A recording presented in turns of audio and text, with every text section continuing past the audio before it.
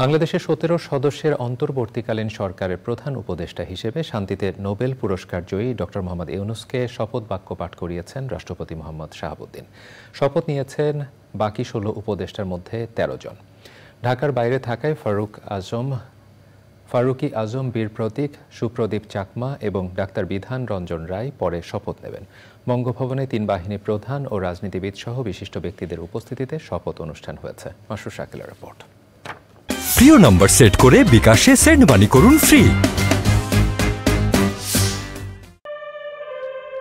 বৃহস্পতিবার রাত ৯টায় বঙ্গভবনের দরবার হলে অন্তর্বর্তীকালীন সরকারের প্রধান উপদেষ্টা ও উপদেষ্টাদের শপথ অনুষ্ঠান।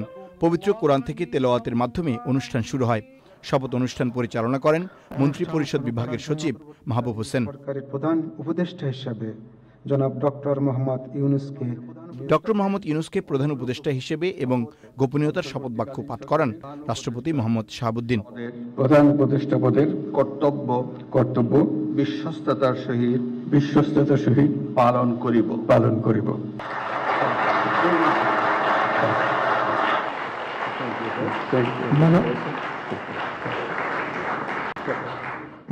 এরপর উপদেষ্টা হিসেবে শপথ নেন বাংলাদেশ ব্যাংকের সাবেক গভর্নর সালেউদ্দিন আহমেদ, ঢাকা বিশ্ববিদ্যালয়ের আইন বিভাগের অধ্যাপক ডক্টর আসিফ নজরুল, মানবাধিকার কর্মী আদিলুর রহমান খান, সাবেক attorney general AF Hasan Arif, সাবেক পররাষ্ট্র সচিব তৌহিদ হোসেন, পরিবেশ অধিকার কর্মী সৈয়দা রিজওয়ানা হাসান, বৈষম্য বিরোধী ছাত্র আন্দোলনের সমন্বয়ক মোহাম্মদ নাহিদ ইসলাম ও আসিফ মাহমুদ সজীব ভূঁইয়া, সাবেক নির্বাচন কমিশনার অবসরপ্রাপ্ত brigadier general doctor M Sakhawat Hossain, উন্নয়ন কর্মী ফরিদা আক্তার, আলেম আফম খালিদ হাসান, গ্রামীণ ব্যাংক পরিচালনা পর্ষদের সদস্য নূরজাহান বেগম, উন্নয়ন কর্মী শারমিন মুর্শিদ।